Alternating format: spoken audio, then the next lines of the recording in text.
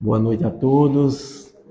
Dizer da alegria imensa de estar aqui no Bezerra de Menezes, que esse mês comemora os 35 anos da existência no plano físico, porque na dimensão espiritual, como nós espíritas que somos, já sabemos que esse projeto já existia. Precisava, na verdade, de mãos e braços fortes para materializar o trabalho aqui no mundo das formas. E a gente fica feliz quando vê Soares anunciando as atividades da casa. E a gente fica mais feliz ainda que vocês estão aqui na casa. É de fundamental importância a presença da gente na casa espírita, com boa vontade, um sentimento de amor e de caridade. Porque muitas vezes a gente não percebe a espiritualidade que trabalha na casa, ela também precisa do fluido animalizado dos trabalhadores presentes, para que ela possa realizar as suas atividades, as suas tarefas, para que ela possa atender não só os que estão aqui materializados ou encarnados, mas os que já fazem parte da dimensão espiritual e que são trazidos em multidões a uma instituição como essa para ser tratado e que ele precisa do fluido de cada um de nós. Recentemente, no evento que aconteceu na Federação Espírita Pernambucana, a Mostra Espírita, logo após a mostra, tem uma reunião por mês que é de orientação da dimensão espiritual para os trabalhos e para os trabalhadores da casa. E a espiritualidade nos confessou as multidões de espíritos que vieram àquele ambiente para ser tratado e que encontraram ressonância nos presentes que ali estavam de boa vontade doando os seus fluidos. Às vezes a gente nem percebe do bem que nós estamos fazendo a um ente querido que na dimensão espiritual, ainda com as suas dificuldades, precisa ser assistido e é trazido exatamente para a casa que nós estamos trabalhando. É trazido exatamente pelas questões das afinidades, da genética espiritual, das afinidades fluídicas e é trazido para a casa onde nós estamos frequentando e trabalhando e doando o sentimento de amor e de caridade. É preciso que nós acordemos para essa realidade que às vezes a gente nem percebe. E quando adentrar a casa espírita, vi exatamente com esse desejo, porque é isso que Jesus espera de nós, é que nós façamos todo o bem que estiver ao nosso alcance. Não é apenas o bem, mas todo o bem que estiver ao nosso alcance, que nós pudermos fazer, não desperdicemos a oportunidade, para não retornar à dimensão espiritual e lá, diante da própria consciência, rever toda a condição em que nos encontramos e lembrarmos daquilo que podíamos ter feito e não fizemos. O Cristo, ele não perdeu um segundo sequer, lógico, era o ser mais perfeito que habitou a Terra. Nós não temos dúvida disso. Mas ele recomendava aos seus apóstolos e aos seus discípulos para que, de fato, percebessem-se. E isso que às vezes a gente, como espírita, não se percebe, é que somos espíritos imortais, criados por Deus para sermos felizes. E Jesus decide, pelo seu amor imenso para com todos nós, descer das dimensões espirituais, das esferas mais altas, e contribuir com Deus na sua obra, na condição de espírito crístico, trabalhar para que nós assim construamos a nossa felicidade. Ele só espera que a gente contribua, que a gente se interesse pela nossa própria felicidade e que às vezes a gente aborta essa possibilidade porque nós estamos vendo felicidade apenas nas coisas materiais, naquilo que se estraga, naquilo que tem prazo de vencimento. E nós precisamos entender aquilo que Jesus chamava a atenção para nós, de ajuntar tesouros no céu, onde nem a traça, nem a ferrugem corrói. E não aqui. Não é que nós estejamos impedidos de ter coisas, mas nós precisamos valorizar mais o espírito do que as coisas transitórias. O Evangelho, segundo o Espiritismo, em um dos seus capítulos, fala da necessidade de nós cuidarmos do corpo e do espírito. Cristo, da mesma forma, espera que nós, espíritas, cuidemos desse corpo também. Que trabalhemos as nossas emoções de forma que elas sejam todas positivas e saudáveis, para que o nosso corpo também seja saudável e possa cumprir aquilo que nós colocamos na nossa programação reencarnatória. Que nós procuremos nos desvencilhar do egoísmo, do orgulho, da vaidade exacerbada que muitas vezes nós alimentamos de forma desnecessária e que só faz de nós espírito sofredor. De viver, de fato, com toda a simplicidade possível, embora tenhamos recursos materiais, mas não deixar que eles manobrem a nossa vida. Porque às vezes nós estragamos, desperdiçamos as possibilidades de viver uma vida de paz, de viver uma vida de luz, uma vida de harmonia, porque ficamos muito preocupados com as coisas que temos, com as coisas que às vezes são desnecessárias e que muitas vezes insistimos em acumular e desperdiçamos a oportunidade de viver com a nossa própria família, de viver de forma saudável com a nossa família. Jesus chama a atenção de todos nós, isso consta do capítulo do Evangelho segundo o Espiritismo, porque não compete a mim, de fato, dizer o que Jesus espera de nós, porque o Cristo disse isso, e lá no livro Obreiros da Vida Eterna, o mensageiro espiritual, ele diz que Jesus indicou isso no Sermão da Montanha, o que deseja de cada um de nós. E aqui no Evangelho segundo o Espiritismo, no capítulo 17, Jesus pede que nós sejamos perfeitos como perfeitos é nosso Pai Celestial. Não temos condições de ter a perfeição de Deus e nós sabemos, mas Jesus utilizava-se dessa forma para chamar a atenção das pessoas da importância de buscar a perfeição, de buscar o potencial divino que Deus colocou em cada um de nós, para nós sermos de fato felizes. E a doutrina espírita, com o seu arcabouço, confirmando a mensagem de Jesus, na condição de consolador prometido pelo próprio Jesus, vem nos chamar a atenção da necessidade de observarmos as leis de Deus. E quanto elas estão esquecidas. Quão pouco de fraternidade nós temos visto na sociedade da qual nós fazemos parte. E às vezes a falta de fraternidade até do trabalhador dentro da própria casa espírita. Porque, pasmem, às vezes a gente encontra situações onde nos deparamos com aquele trabalhador, ele parece que tem uma função principal na casa espírita, mas por outro lado ele nos ajuda, de só criticar. Eu não sei se aquilo é uma recomendação do plano espiritual de ter quem nos critique para que a gente avance mais, que a gente se prepare mais, que a gente se esforce mais. Mas tem aquele trabalhador que ele não realiza. Inclusive, ele se capacita, ele estuda, ele sabe decorar todas as obras da codificação, até o ponto e a vírgula ele diz. Mas na hora de realizar, na hora de fazer, ele não faz.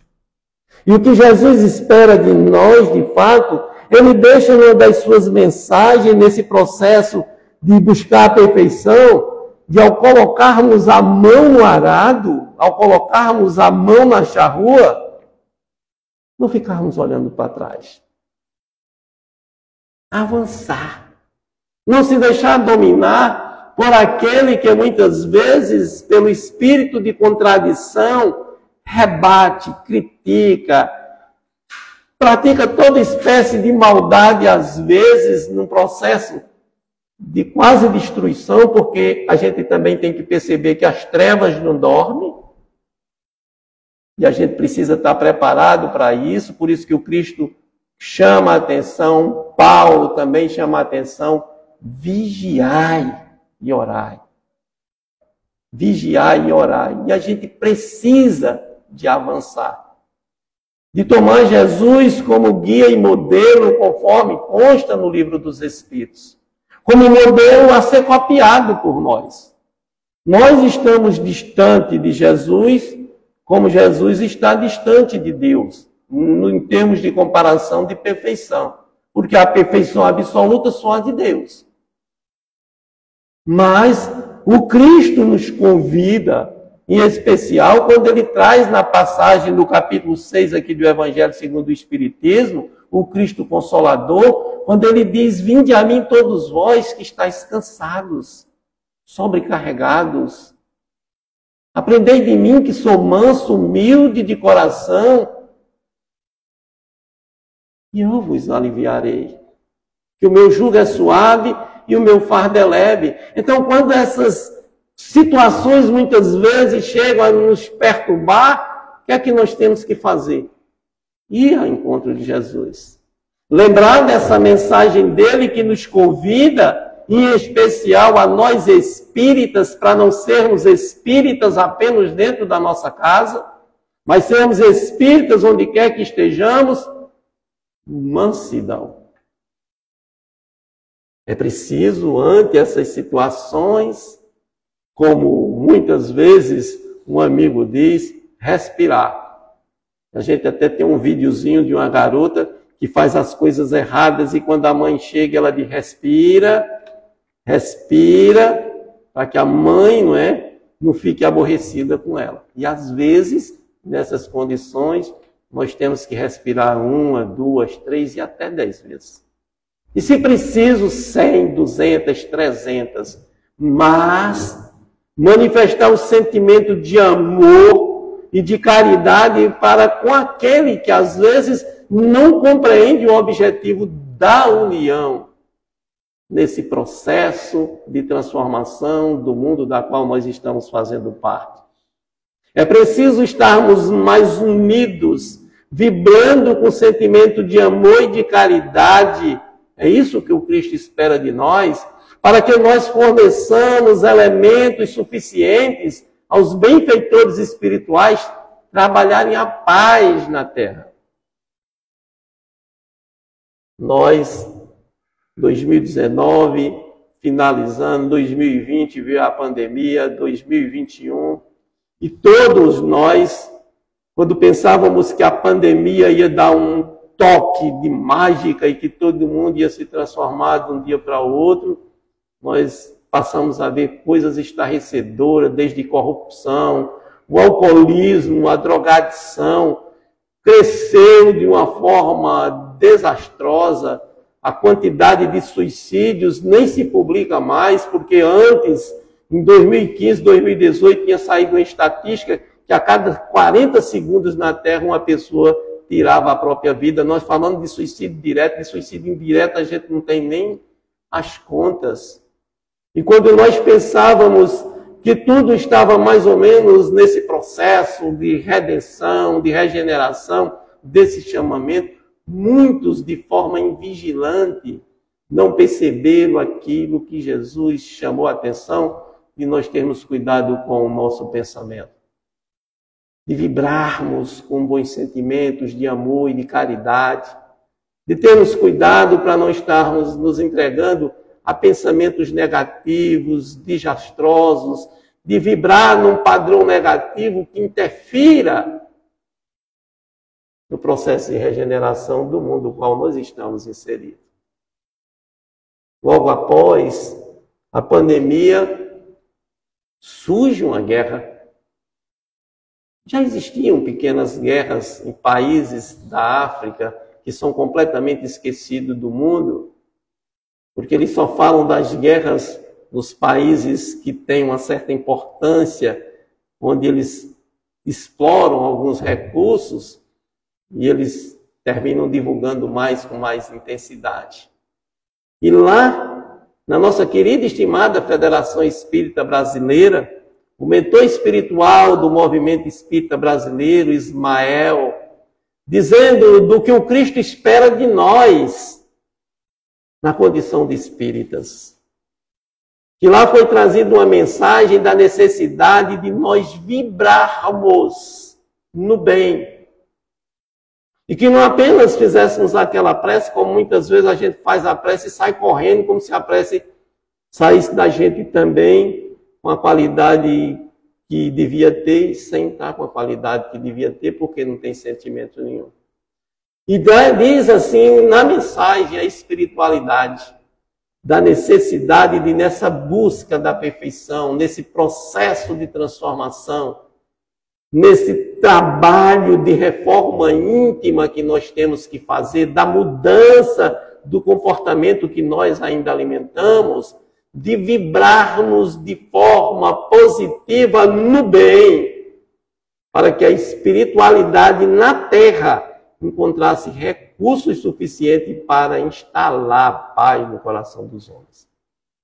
Ele não pediu a católico nem a protestante, pediu aos espíritas.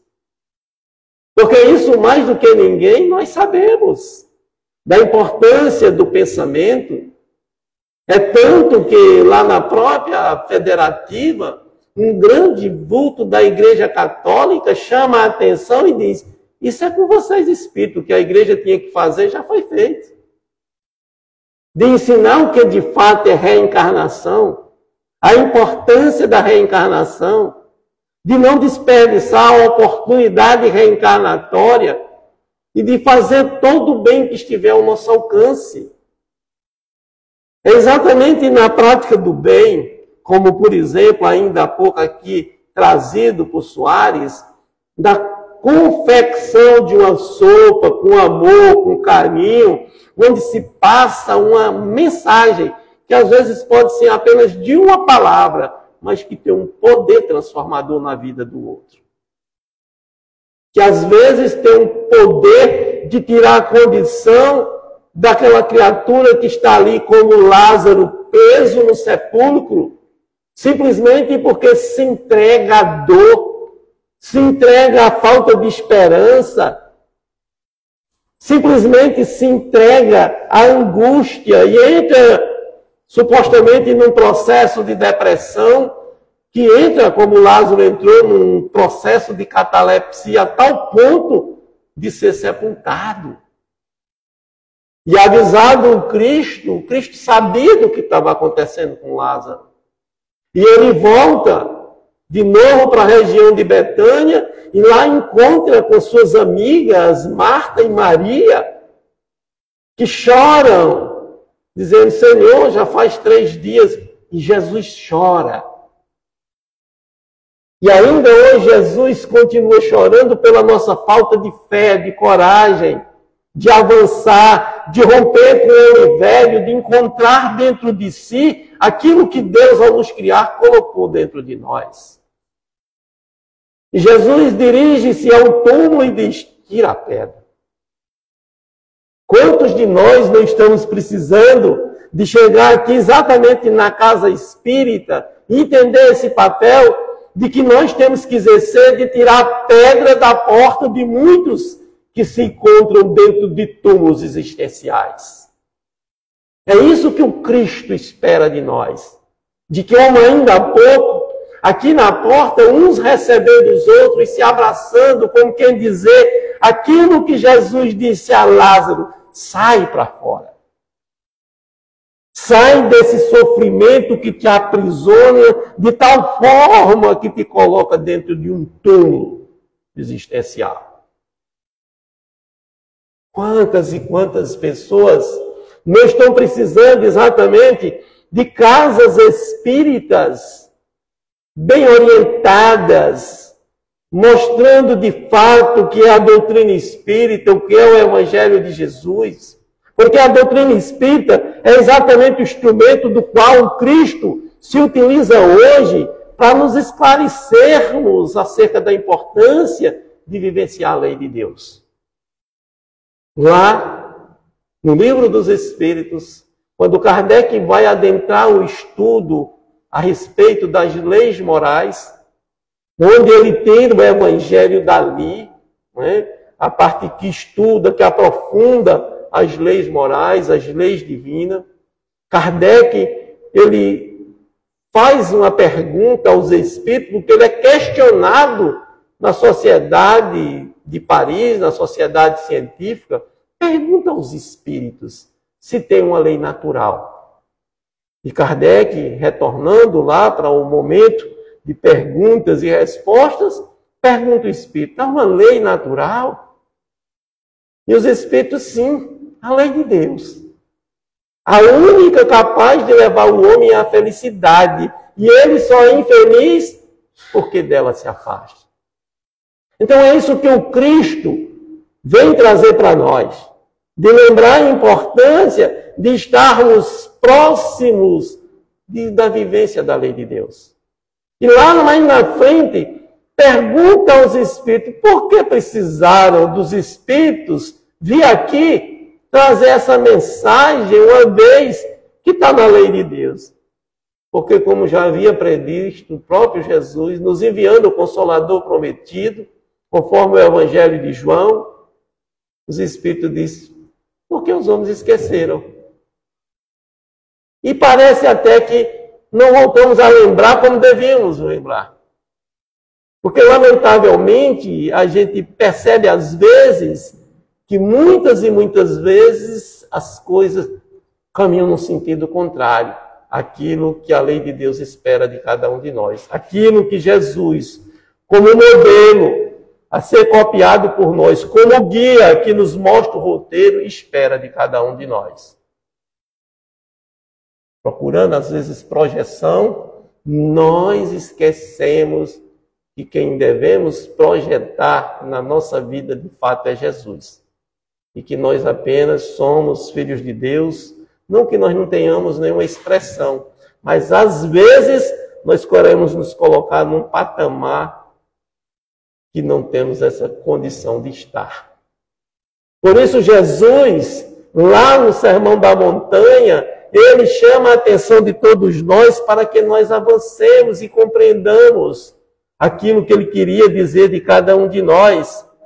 Não apenas que sejamos perfeitos, como perfeito é o Pai Celestial, onde nesse capítulo do Evangelho ele traz a parábola do semeador.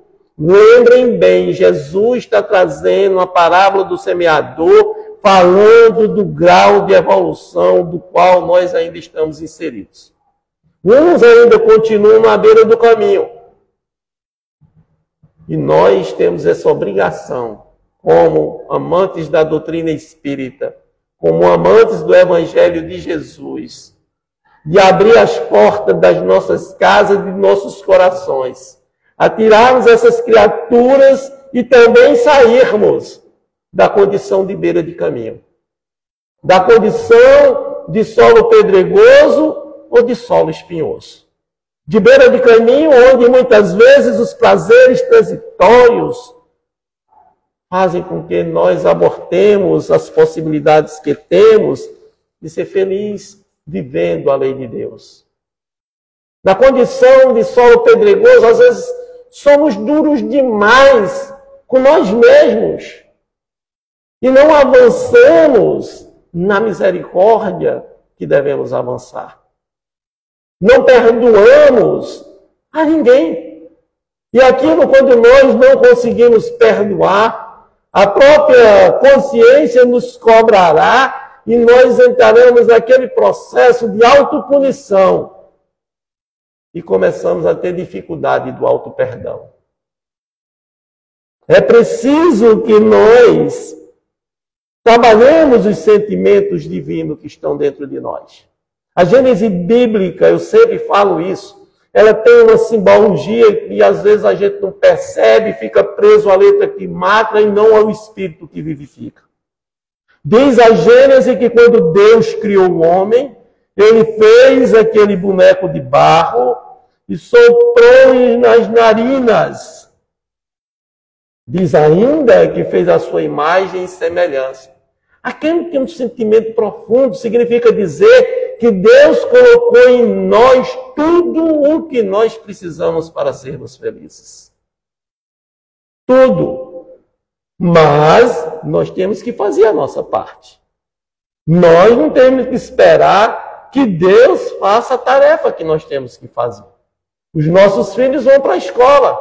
Chega lá com os professores, os instrutores, e que passam as tarefas. Cabe a nós, pais, sentarmos ao lado deles e ensinarem. Essa casa aqui é uma escola que nos ensina essa tarefa e que contribui nesse processo de renovação e de transformação. De fazer com que os sentimentos divinos que Deus colocou em nós, ele possa começar a fluírem, a ressurgirem, de forma que eles possam sobrepor os sentimentos negativos que nós insistimos em alimentar com a dureza do nosso coração. E aí, quando as intempéries chegam, nos momentos das provas, dos testemunhos, na condição de solo pedregoso que o Cristo conhece de cada um de nós fraquejamos. Em outras condições, ainda permanecemos na condição de solo espinhoso, sufocando a semente divina. Mas o Cristo, nessa proposta, nesse convite, daquilo que Ele espera de nós, sendo perfeito como perfeito é vosso Pai Celestial, Ele fala que um dia nós seremos solo fértil. Quando de fato nós ararmos os nossos corações a ponto de destruir as ervas daninhas que impedem que a semente frutifique, que ela cresça, que ela se desenvolva, que ela se torne uma árvore saudável e possa exatamente nos retroalimentar e alimentar aqueles que nos procuram. Lá no Sermão da Montanha, percebendo a situação daquele povo que ali se encontrava, a sua angústia, mesmo aqueles poderosos que ali se encontravam naquele momento, como doutores da lei, que ali estavam com desejo, com intuito de aprisionar um que falava que Deus era seu Pai, de um que falava que Deus é amor e não que Deus é simplesmente Deus dos exércitos, de um Deus que mata, de um Deus que se vinga, mas pelo contrário, de um Pai que ama, apesar das nossas imperfeições. Ali naquele momento, o Cristo observando, inclusive, que as pessoas se separavam por classe, por raça, por seita, por ideias, mas todos sofridos. Ele chama a atenção para a importância das bem-aventuranças. Bem-aventuranças significa felizes, bem-aventurados, felizes, mas, segundo alguns estudiosos, na raiz da palavra, lá no latim não, mas no aramaico, no hebraico, a proposta significava dizer avançar. Estava falando para espíritos e não para corpos. Falando para espíritos, e às vezes nós não percebemos isso, que o Cristo falava para espíritos. Ainda anteontem, nós conversando a respeito dessa passagem de Lázaro, a moça disse, eu nunca tinha percebido. Eu percebi apenas o lado material da saída de Lázaro, como se Lázaro de fato estivesse morto fisicamente. Lázaro estava morto quanto ao espírito, e quantos não se encontram mortos como espírito. E Jesus vai trazer as bem-aventuranças como um desafio da necessidade de nós avançarmos. E é isso que Ele espera de nós, em especial nós que abraçamos a doutrina espírita. Não é que os outros estejam impedidos disso, mas nós sabemos da necessidade de romper com o homem velho e nos transformarmos em um homem novo. O processo de regeneração está posto. E alguns não vão ficar aqui. Outros podem ir a dimensões melhores, mas outros vão para dimensões muito piores do que o que aqui está. Simplesmente por não vivenciar a lei de Deus. E Jesus chama a atenção quando ele diz: bem-aventurados os pobres de espírito, que herdarão o reino de Deus. Da necessidade de ter humildade para sim ter Deus dentro de si. O orgulhoso, vaidoso, ele não sente Deus dentro dele porque ele se considera o próprio Deus. De ter humildade, de vestir a túnica nupcial, de lembrar que Jesus chama a atenção da gente que aquele que muito se eleva, será. De quando chegar num determinado local, procure se sentar no lugar que tiver e não queira ocupar o posto das frentes. Porque você pode ser convidado a sair daquele lugar. De não achar-se melhor que os outros, por hipótese alguma. Estamos todos no mesmo barco. O problema é que nesse barco que nós estamos, tem um remando para frente e outro remando para trás. Mas o pedido do Cristo exatamente é que todos rememos na mesma direção. Na construção de um mundo melhor dentro de cada um de nós. Chama ele a atenção ainda, aqui conforme está no Evangelho segundo o Espiritismo, do capítulo Os Pobres de Espírito, capítulo 7, que ele diz que o orgulho é o terrível adversário da humildade.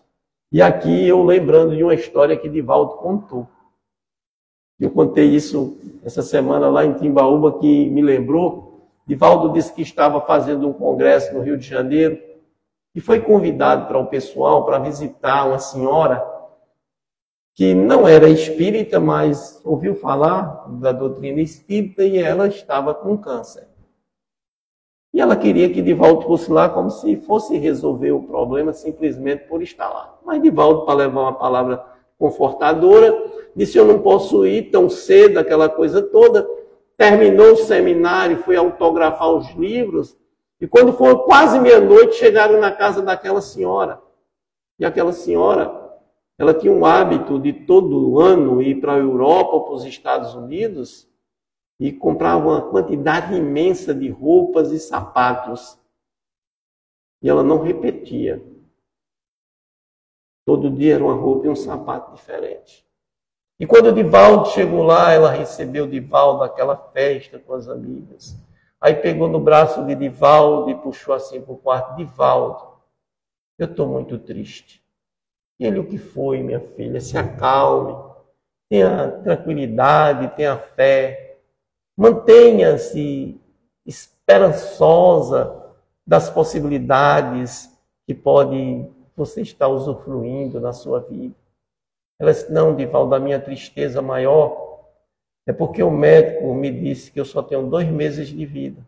E eu recentemente fui para a Europa e comprei uma quantidade imensa de sapato e de vestido.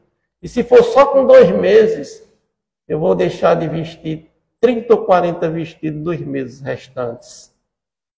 Esse é orgulho que corrói o espírito imortal. A vaidade exacerbada que destrói as possibilidades que nós temos de ser felizes. Nós não precisamos de muito. É isso que o Cristo diz da necessidade quando ele diz: olhai os lírios do campo. Nem Salomão se vestiu com tanta beleza. E às vezes a gente, se a joia não for de ouro, a gente não se sente importante. Se a roupa não for de marca, a gente não vai ser percebido. Será que é por esse prisma que o Cristo nos vê? Será que é por esse prisma que Deus nos vê? A rainha de França, Elizabeth de França, aqui no Evangelho segundo o Espiritismo, ela pediu para trazer essa mensagem. Ela pensou que quando desencarnasse, apesar de ter um pouco de bondade dentro de si, lá encontraria seus servos e suas servas estendendo o tapete para recebê-la. E ela ficou frustrada, porque quando chegou lá, ela rastejava, enquanto que aqueles que se colocaram com amor, mesmo na condição de escravos, respondendo à lei de causa e efeito, volitavam. Estavam numa condição bem diferente da dela. estavam em outro plano. Então não era a marca, não era a quantidade de ouro, a marca da roupa ou do sapato, mas o bem que nós fazemos. E é isso que o Cristo espera de cada um de nós, que nós avancemos em humildade, que nós busquemos, de fato, nessa pureza de coração, nos libertarmos dos sentimentos negativos, daqueles que prejudicam-nos e que nos levam às enfermidades do corpo. Bem-aventurados mansos, porque possuirão a terra. Quem está em guerra possui a terra? Quem está em guerra percebe o canto de um pássaro? Quem está em guerra percebe a flor que se abre e que perfume o jardim das nossas existências? Quem está em guerra percebe a mulher gestante dando ali a oportunidade de um novo ser reencarnar? Quem está em guerra percebe o sorriso da criança? Quem está em guerra percebe a mão do idoso ou do mais experiente que afaga e que consola? Não é herdeiro da terra. Não é herdeiro nem da terra do espírito. Porque muitas vezes nós não pensamos nisso, que somos herdeiros de nós mesmos.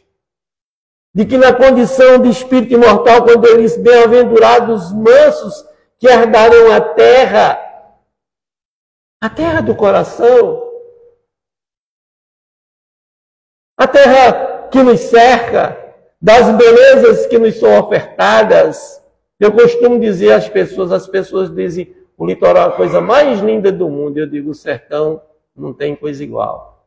Mas lá é seco. Eu digo, você ainda não viu a beleza de um pé de mandacaru botando uma flor em plena seca. Eu lembro de um amigo que ele tirou uma foto de um pé de mandacaru, de uma flor de mandacaru, levou para São Paulo e no grupo de amigos, qual foi a fotografia mais bonita? De um pé de mandacaru em plena seca. É a visão que você tem que ter daquilo que está perto de você. De ser herdeiro da terra. Sem contar que muitos, nesse processo de transformação da terra, não vão poder, como já disse, e afirmei, e a espiritualidade afirma, devido ao seu comportamento, não poderão ficar na terra. Não serão herdeiros desse planeta maravilhoso, porque serão convidados a ir ajudar outras dimensões primitivas a progredirem. Assim como nós saímos do primitivismo e hoje estamos um tanto quanto mais avançados, em especial tecnologicamente, precisando avançar em moral. E o Livro dos Espíritos chama a atenção para essa questão.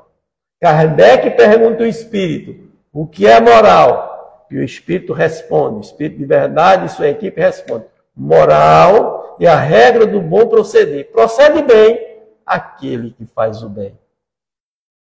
Para ser herdeiro da terra, para ser exatamente feliz aqui na terra, é preciso ser manso de coração. Para aproveitar todas essas possibilidades que temos. É de avançar, de romper com ódio, com rancor, com a falta de perdão. Há uma obra maravilhosa de um grande espírita que hoje se encontra-se na dimensão espiritual, Dr. Francisco Cajazeiras, que eu recomendo a vocês. O título da obra é O Valor Terapêutico do Perdão. É uma pesquisa científica corroborando com o que Jesus trouxe para nós e com o que a doutrina espírita trouxe. Dessa importância do perdão, dessa importância da mansidão. Pasmem, ele traz pesquisas interessantíssimas.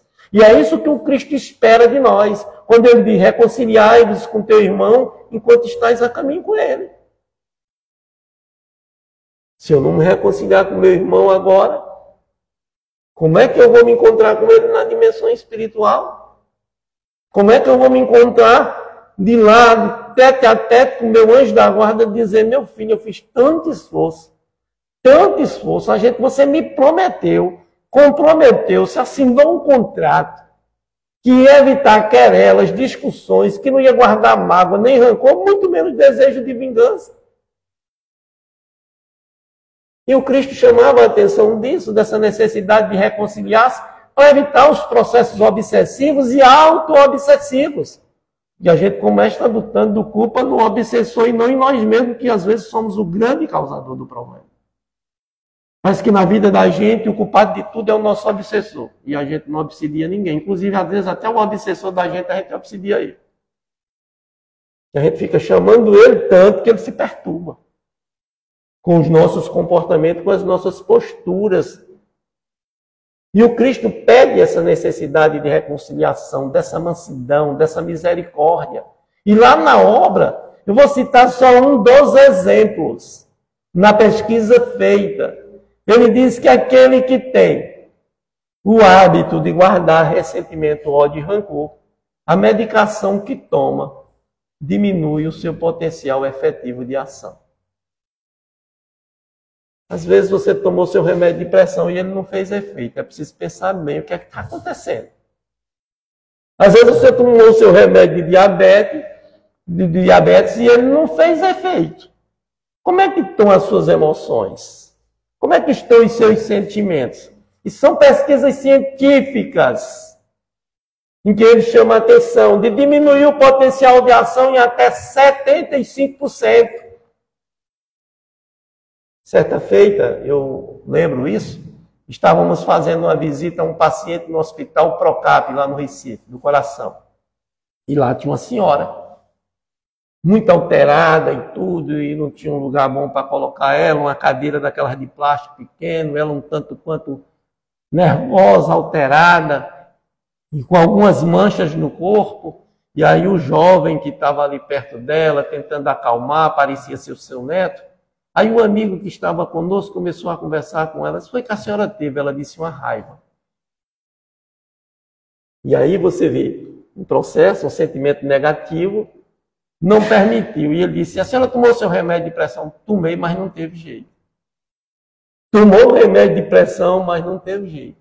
Tem uma outra pesquisa interessante que ele traz nessa obra de uma médica, se eu não me engano, canadense, e de um médico alemão, que ao estudarem os pacientes portadores de câncer em um hospital durante 25 anos, eles chegaram à seguinte conclusão: 93% dos portadores de câncer tinham como característica principal resguardar mágoa, ressentimento, ódio, rancor e desejo de vingança. E o Cristo, há mais de 2000 anos, pediu a nós que fôssemos misericordiosos, que fôssemos mansos, que fôssemos pacíficos para vermos Deus. É isso que o Cristo espera de nós, que sejamos pacificadores, para ter a condição de ver Deus nessa obra maravilhosa que está diante de cada um de nós. Que trabalhemos os valores do Espírito imortal. Que façamos aquilo que o Cristo espera de cada um de nós e de pregar a todas as gentes, sem constranger, sem querer obrigar a criatura a ser espírita, mas de mostrar o que de fato é a doutrina espírita. Mostrar o que de fato é Jesus, porque inclusive quem melhor apresenta Jesus à humanidade é a doutrina espírita. Porque tira Jesus da condição de curandeiro, de milagreiro, tira Jesus da condição, de fato, não que ele não seja grande, de Deus, porque ele foi quem disse que Deus é que é o Pai, e coloca Jesus na condição de mestre, daquele que vem nos orientar, e mostrar Jesus na condição de caminho, verdade e vida, que nos liberta do sofrimento e da dor, desde que, conforme disse Gandhi, nós aproveitemos todo o trecho que está no Sermão da Montanha. Quando ele diz: coloquei a candeia sob o alqueire e não embaixo. E nós, espíritas, temos que fazer esse trabalho. O mundo espiritual nos pede que nós colaboremos com Cristo, realizando as tarefas, participando das atividades da casa espírita, colaborando, doando fluidos, como já falei, para que a espiritualidade trabalhe nos elementos e restaure uma casa como essas, onde nós aqui estamos, se todos estiverem com sentimento de amor e de caridade, ela torna-se uma coluna de luz a orientar criaturas que há anos vagueiam sem encontrar luz nenhuma. E isso depende de nós. É isso que o Cristo espera de cada um de nós. Quando ele diz, dai gratuitamente o que gratuitamente recebestes, falando a atenção e chamando a atenção dos médiuns, para que não se coloquem na condição de melhor que ninguém, nem maior do que ninguém, mas que exerça a sua mediunidade com Jesus, com simplicidade, com bondade, com amor, com ternura. Todos somos médiuns. Na casa espírita não tem um trabalhador que não seja médium. Só que tem uns que são ostensivos. Mas isso não os diferencia na condição de dizer que ele é melhor do que o outro. Ele é apenas portador de um pouco mais de compromisso. E cuidado com esse compromisso. Recentemente, o livro Nosso Lar 2 mostrou a situação dos médiuns que fracassaram.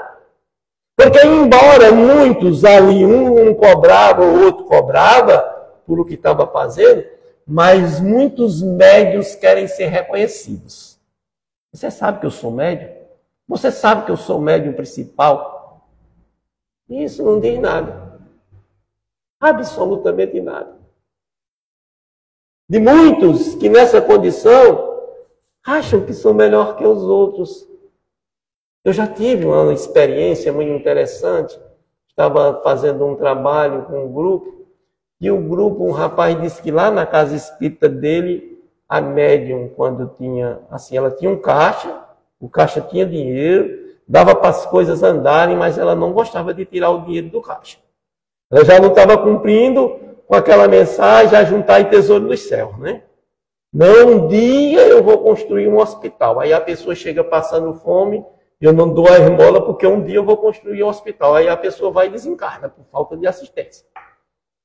E aí, simplesmente, naquelas questões e tudo, ele disse que estava lá para ajudar porque precisava de fazer um aporte e ela não queria mexer no caixa para pagar umas contas. E ela pegava o telefone e ligava para as pessoas que foram atendidas. Olhe, você foi beneficiada aqui, você lembra? Não compreendeu, está no Evangelho. Dai de graça o que de graça recebestes. Dá sem esperar receber. Ama sem esperar ser amado. Faz todo o bem que está ao teu alcance.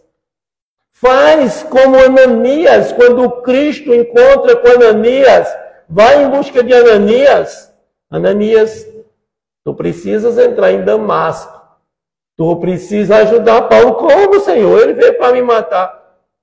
Ananias, aquele é um vaso escolhido por mim. E eu estou precisando da tua ajuda. Independente de quem quer que chegue na nossa casa, mesmo que seja um que nos critique, mesmo que seja um que tente destruir o trabalho, o acolhamos. Porque Paulo era um doutor da lei, profundo conhecedor das Escrituras Sagradas. O que lhe faltava de fato era sentir, conforme diz Alcione no livro Renúncia. Sentir a mensagem, viver. E quando ele, tocado por Jesus no caminho de Damasco, Saulo, Saulo, por que me persegues? Ele cai. Mas ele caiu em si, porque durante aquele trajeto, a sua memória ali passava um filme de onde os cristãos perseguidos, entrando nas arenas, cantando hosanas nas alturas, cantando com alegria do desencarne do próprio Estevão diante dele, com um sorriso, porque estava morrendo, ou seja, morrendo fisicamente, em nome do Cristo, em nome de uma ideia, de uma mensagem. E ele rapidamente refletiu: Senhor, o que queres de mim? E ali ele estava no abrigo, esperando exatamente aquele que ele estava a perseguir. E o Cristo convida Ananias para que Ananias vá até Saulo de Tarso. Quantas vezes nós não podemos ser Ananias? Quantas e quantas vezes nós não podemos sair da zona de conforto material e buscar o conforto espiritual? Em busca de tirar o véu da cegueira que muitos que ali transitam, às vezes, no meio de nós, carregam consigo. E Ananias adentra a Damasco e vai até Paulo. Porque naquele momento em que ele se encontra com o Cristo, ele já se transforma. No momento em que ele percebe que o Cristo toca-lhe o coração, ele já deixa de ser Saulo. E Ananias tira todas aquelas escamas que estão sobre o seu rosto e acolhe com amor e com carinho a Saulo. Inclusive no livro Paulo e Estevão, diz que Saulo, tendo saído, ido fazer uma explanação no aerópago, retorna um pouco entristecido, porque os seus pares, que lhe valorizavam quando ele era doutor da lei, o tinham menosprezado. E ele, quando adentra a casa, Ananias, numa casa simples, cercado de criaturas, materialmente falando, pobres, mas ricas de espírito, estudando a mensagem de Jesus. E ali ele presenciou que cada um que trazia uma coisa para aquele momento de confraternização, pães, peixes, eram partilhados, água distribuída com aqueles que ali se encontravam.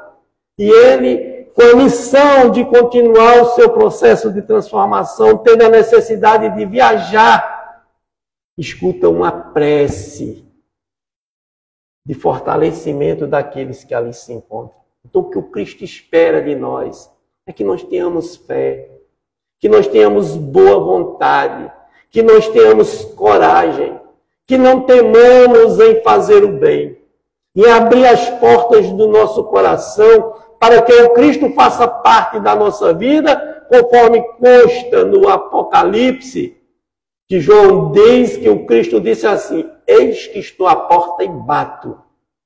Se abrires a porta da tua casa, eu entrarei e cearei contigo. Então, o que o Cristo espera de nós ao abraçarmos a doutrina espírita é que nós abramos a porta do nosso coração, que permitamos que o Cristo faça parte da nossa vida, que trabalhe conosco, para que, de fato, sejamos felizes, herdeiros da terra, e vejamos a Deus em todos os momentos da nossa vida. Parabéns a vocês que tiveram paciência de me escutar, e parabéns a vocês que fazem a Fraternidade Espírita Bezerra de Menezes, essa casa que completa 35 anos. Que bom estar com vocês. Obrigado pelo presente que vocês me deram na noite de hoje. Ainda estou vendo meu amigo Seródio ali, essa fortaleza ali nos acompanhando. Obrigado, gente. Abraço.